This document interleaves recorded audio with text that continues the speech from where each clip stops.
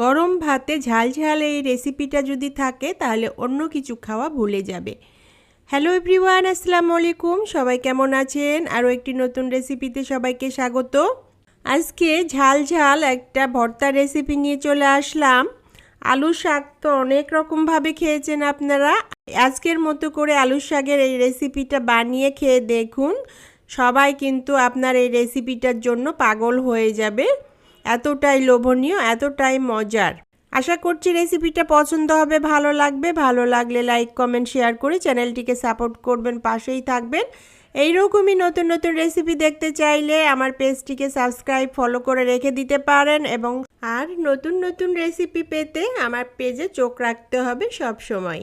এখানে আমি এক আটি আলুর শাক নিয়ে নিয়েছি। আর যেসব বন্ধুরা আলুর শাক চিনেন না সেসব বন্ধুরা দেখে নিতে পারেন আলুর শাকের পাতাটা কীরকম হয়। একটু সবুজ এবং একটু লালচে কালারের একটা আভা থাকে, আর এরকম পান পাতার মতন হয় এই আলুর শাকটা।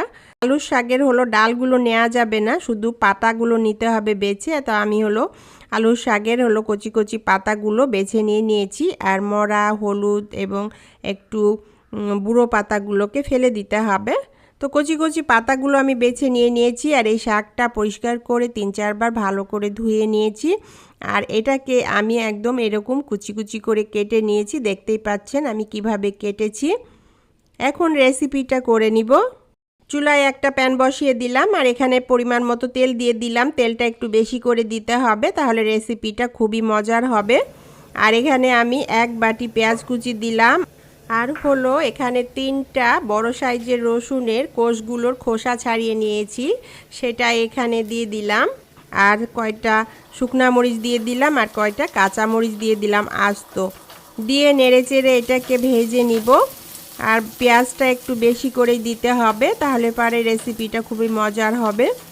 এটা ভাজতে ভাজতে সুন্দর একটা গোল্ডেন কালার করে ভেজে নিব। তো দেখতেই পাচ্ছেন সুন্দর একটা গোল্ডেন কালার হয়ে গেছে। এখন আমি এখানে 2 চামচ মরিচের গুঁড়ো দিয়ে দিলাম, আর হাফ চামচ হলুদের গুঁড়ো দিলাম। দিয়ে নেড়ে চেড়ে এটাকে কিছু সময় ভেজে নিব। নেড়ে চেড়ে এটা সুন্দর কালার করে ভেজে নিলাম। আর এখানে ভাজতে ভাজতে আমি আগের থেকে কিছু লইট্টা শুটকি ভালো করে বেশি পানি দিয়ে ভাপিয়ে নিয়ে কয়েকবার পরিষ্কার করে ধুয়ে পানিটা ঝরিয়ে রেখেছিলাম, সেই লইট্টা শুটকিটাই এখানে দিয়ে দিলাম। দিয়ে নেড়ে চেড়ে কিছুক্ষণ কষিয়ে নিয়ে এখানে পরিমাণ মতো পানি দিয়ে দিলাম।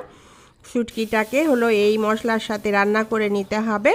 আর রান্না করতে করতে এখানে আমি সামান্য একটু লবণ দিয়ে দিলাম। লবণটা বুঝে দিতে হবে, যেহেতু শাকটা রান্না হওয়ার পর একদম কমে যাবে। তো এর কষিয়ে নিতে নিতে যখন এরকম তেল ছেড়ে আসবে মশলার থেকে, তখন যে শাকটা আমি কুচি করে রেখেছিলাম সেই শাকটা এখানে অ্যাড করে দিলাম। প্রিয় বন্ধুরা, আমার পেজে যদি নতুন হয়ে থাকেন তাহলে ইউটিউব থেকে দেখলে একটা সাবস্ক্রাইব করে দিবেন, ফেসবুক থেকে দেখলে একটা ফলো দিয়ে দিবেন। যেসব বন্ধুরা আগে থেকে সাবস্ক্রাইব, ফলো দিয়ে রেখেছেন তাদেরকে অসংখ্য ধন্যবাদ এভাবে সাপোর্ট করার জন্য, পাশে থাকার জন্য।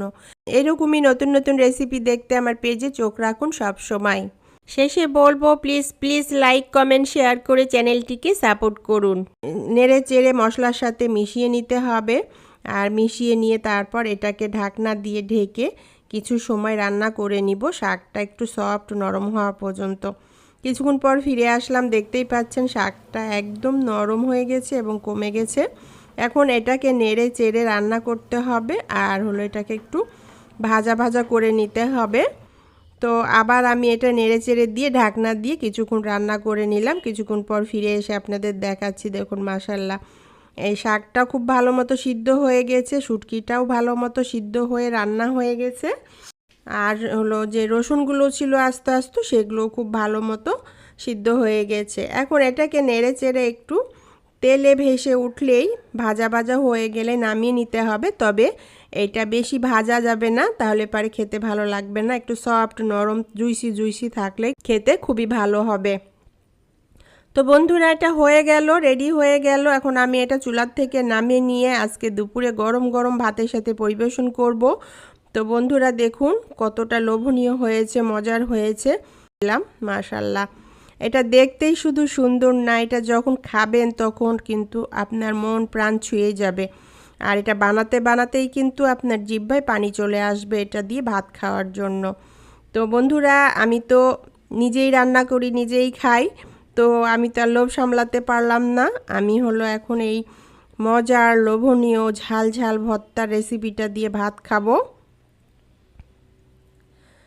ডায়েট করি, কিন্তু হলো এই রকম মজার মজার রেসিপি রান্না করলে কি ডায়েটের কথা মনে থাকে? তখন তো মনে হয় যে একটু বেশি করেই ভাত খেয়ে ফেলি, তো বেশি করে খাই আবার কিন্তু ডায়েট করি কয়েকদিন। তো বন্ধুরা, খুবই মজা করে খেলাম। আপনারা কিন্তু একদিন এভাবে বানিয়ে খেয়ে দেখুন। আমি কথা দিচ্ছি আপনারা কিন্তু এই শাক যখনই হাতের কাছে পাবেন তখন এভাবে এই ভর্তাটাই করে খাবেন। সবাই ভালো থাকবেন, সুস্থ থাকবেন, আমার জন্য দোয়া করবেন, আমি যেন এইরকমই আপনাদের জন্য নতুন নতুন রেসিপি নিয়ে হাজির হতে পারি। তাহলে বন্ধুরা, আজকের মতো এখানেই বিদায় নিচ্ছি। আবার দেখা হবে এইরকমই নতুন কোনো রেসিপির সাথে। ততক্ষণ সবাই ভালো থাকুন। আল্লাহ হাফেজ।